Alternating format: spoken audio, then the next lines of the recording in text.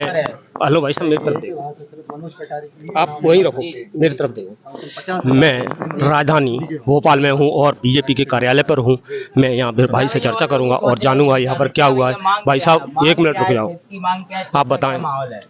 हम लोग आए हैं विदिशा से भाई मनोज कटारे के लिए। जी मनोज कटारे जो है पिछले काफ़ी समय से तो राजनीति में है ही, लेकिन पिछले 5 साल से उनको कोई किसी पद पे नहीं है, लेकिन उन्होंने बिना पद के रहते हुए इतने महान कार्य किए हैं। कोरोना काल में हो या किसी भी स्थिति परिस्थिति में हो, मनोज कटारे एक ऐसा नाम है विदिशा के अंदर कि हर व्यक्ति के साथ खड़ा हो। चाहे वो गरीब हो अमीर हो। अभी किस आदमी को वहाँ से टिकट हो रहा है? टिकट अभी किसी का फाइनल नहीं हुआ है, लेकिन हम पार्टी से मांग करते हैं इस बात की कि मनोज कटारे से बेहतर उम्मीदवार कोई नहीं है, इसलिए मनोज कटारे का ध्यान रखा जाए। ऐसा क्यों है? उनकी क्या वजह है कि उनसे अच्छा कोई कैंडिडेट विदिशा में नहीं है? उसकी वजह यह है कि मनोज कटारे जैसा नेक दिल इंसान विदिशा में भारतीय जनता पार्टी में कोई नहीं है। निजी पैसा खर्च करके लोगों की सबकी सेवा करते हैं, गरीबों की मदद की उनने कोरोना काल पे, खुद के उससे राशन बांटा, सबकी मदद करते हैं। और पहले भी जो भाई साहब का हो रहा था, कुछ नहीं होने दिए कुछ लोगों ने, लेकिन अब की बार अगर विदिशा में कांग्रेस के प्रत्याशी शशांक भार्गव जी को हराना है तो मनोज भाई साहब को टिकट जरूर ही देना है, नहीं विदिशा विधानसभा कांग्रेस के पास फिर चली जाएगी।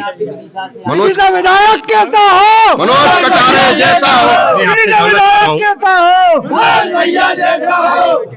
मैं आपसे जानना चाह रहा हूं कि जो मनोज भाई हैं, इधर आ जाइए, उनके क्या क्या ऐसे अच्छे कार्य हैं जिनकी वजह से वहां जनता उन्हें ज्यादा लाइक करती है? अपना घर जला के दुनिया को रोशन करने का हुनर मनोज कटारे जी को आता है। कोरोना में जो भैया युवाओं की मांग क्या क्या चाह रहे विदिशा का युवा? मैं आपसे जानना चाह रहा हूं कि जो वहां पे कैंडिडेट है उसने क्या अच्छे काम की है जिस वजह से वहां जनता ज्यादा चाह रही है? मनोज कटारे जी को। मनोज कटारे जी पिछली बार कैंडिडेट नहीं थे, लेकिन ये है कि गुजरे जो सालों में जनता पे जो आपदा और संकट आए हैं, उसमें जो मैंने अभी कहा था कि अपना घर जला के दुनिया को रोशन करने का हुनर किसी को आता है, मनोज कटारे जी को आता है। वो किसी पद पे नहीं रहे, लेकिन खुद के खर्चे से कोरोना में दिन रात सेवा की, भोजन की व्यवस्था की, कपड़े की व्यवस्था की। मैंने पहले भी पूर्व में दूसरे पत्रकार बंधु को बताया था कि ठंडों में कंबल बांटने का काम, गरीब बहनों को बेटियों को पढ़ाने का काम, गरीब बच्चों के इलाज का काम, किसी की अगर गरीब की मौत हो जाए तो कफन दफन तक का इंतजाम मनोज कटारे जी खुद के खर्च पे करते हैं। मैं आपसे जानना चाह रहा हूँ कि जो इतने सारे लोग आप आए हैं, इसका खर्चा किसने दिया है? हम सब लोगों ने किया।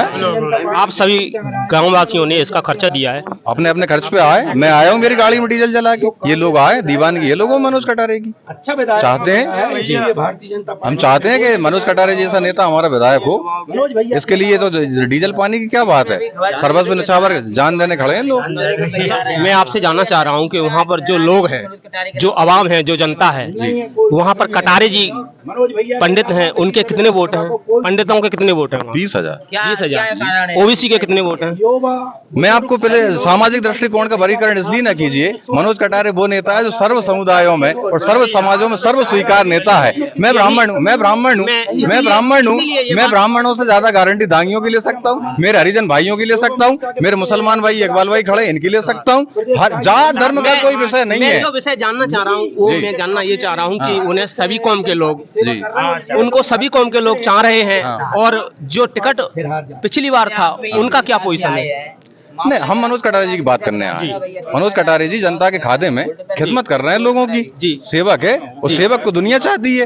हुकूमत का दौर नहीं है, अब खिदमत का दौर है। अब बात साहब नहीं चाहिए, अब तो खिदमत चाहिए। सेवा आए हुए हैं या नहीं? मनोज भाई साहब हैं, विराजे। मैं मनोज भाई से थोड़ा बात करना चाहूंगा।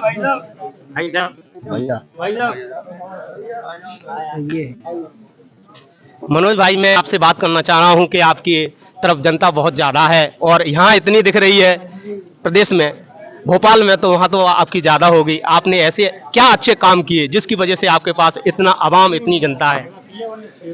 जनता की सेवा की है, पार्टी का काम किया है, जनता के बीच 24 घंटे रहे हैं, पिछले 25 साल से जनता की सेवा कर रहे हैं।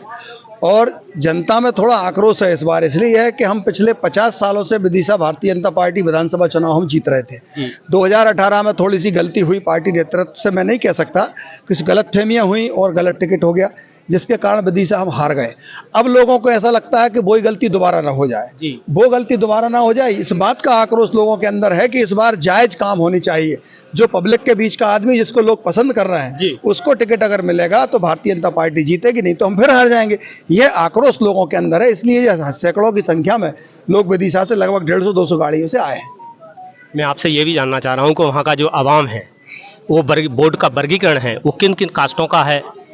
कोई वर्गीकरण नहीं है विदिशा के अंदर, सातों जाते ब्राह्मण, ठाकुर, बनिया, बैश्य, शूद्र, SC ST OBC और अल्पसंख्यक सब भारतीय जनता पार्टी के पक्ष में है, लेकिन टिकट का निर्णय ठीक होना चाहिए। कोई वर्गीकरण नहीं है। दांगी समाज की सीट मानी जाती। दांगी समाज के 500 लोगों ने मेरे पक्ष में माननीय मुख्यमंत्री जी से विदिशा में बात किया। आज सैकड़ों लोग मेरे साथ आए हैं।